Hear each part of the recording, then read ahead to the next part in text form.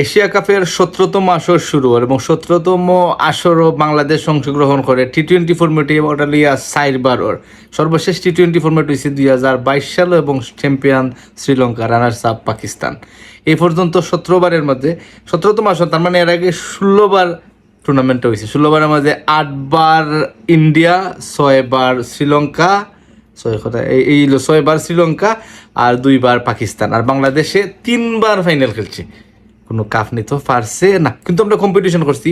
India পাকিস্তানের সাথে 2 রানে আসছি। ইন্ডিয়ার সাথে আমরা লাস্ট ওভারও যদি মুস্তাফিজের বা সৌম্য সরকারে রান না দিত এবং দীনেশ কার্তিকে পাওয়ার হিট না করতো, তাইলে হয়তো আমরা একটা ট্রফি বা 2টা ট্রফি থাকতে পারতো।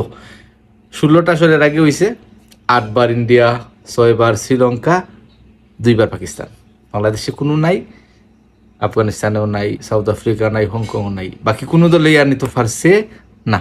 এবার আফগানিস্তানের একটা সুযোগ আছে, কারণ বিশেষজ্ঞ বলতে আফগানিস্তানের রকেট টিম হইয়া সম্বোধন করছে, হয়তো বা বাল্লা দল।